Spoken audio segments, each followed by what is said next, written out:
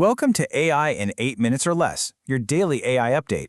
So, Bittensor, one of the most talked about decentralized AI projects out there, just got rocked by its biggest incident of the year.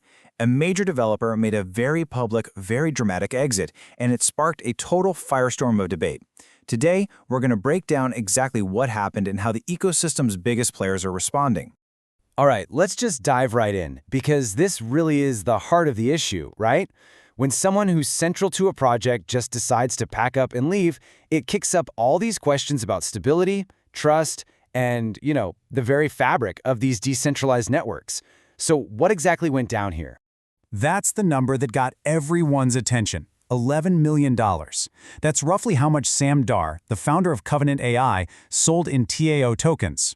And as he did, he pulled his 3 subnets, which you can think of as specialized AI projects running on the network, out of the Bittensor ecosystem.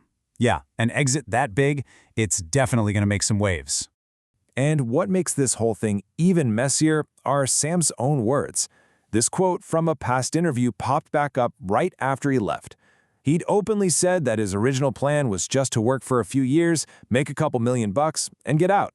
So as you can imagine, that little piece of context has become a huge part of the conversation.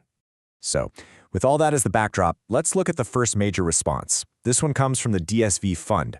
And they're basically arguing that, look, despite this super dramatic exit, the way Bittensor is built makes it incredibly hard for any subnet to actually leave and survive on its own.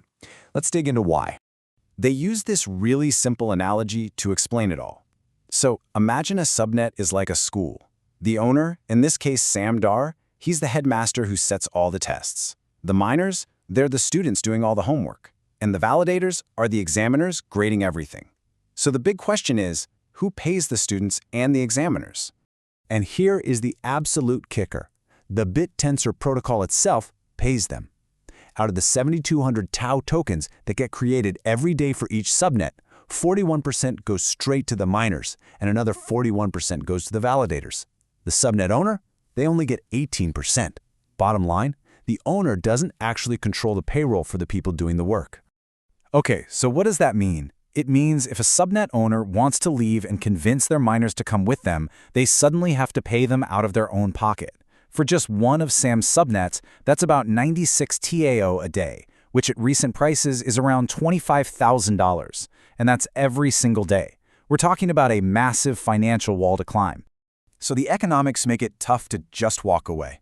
But what about all the specific things Sam said on his way out? Well, that brings us to our second perspective.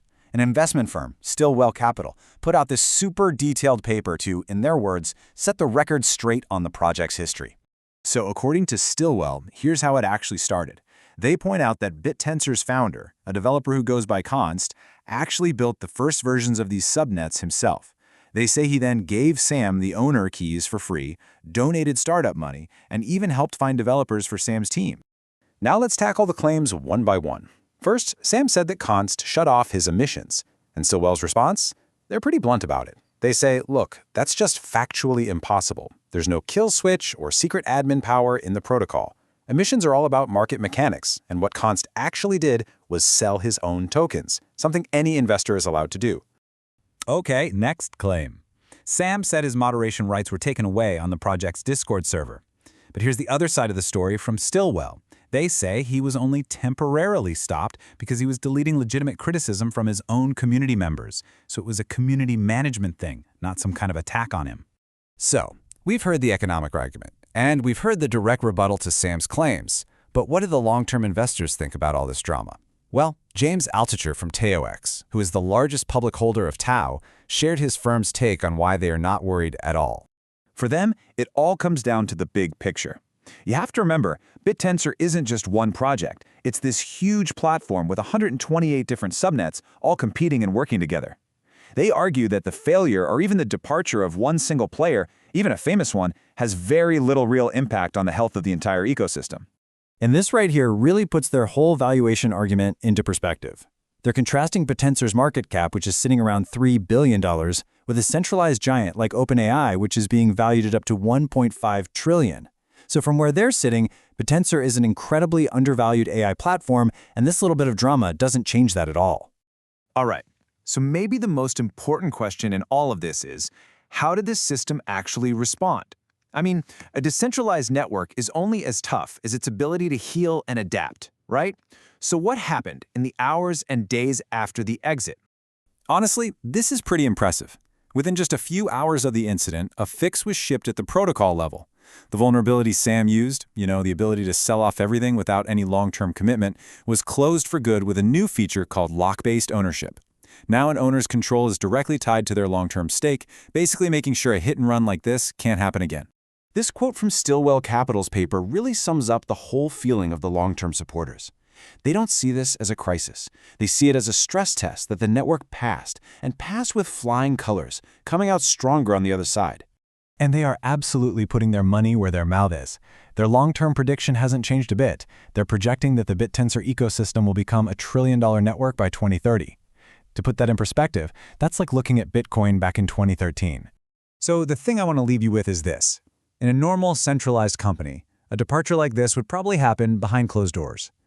But in the decentralized, open source project, it all happens out in the open for everyone to see.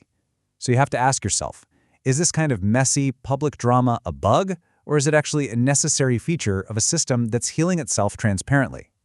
If you enjoyed this, subscribe to AI in 8 minutes and never miss what matters.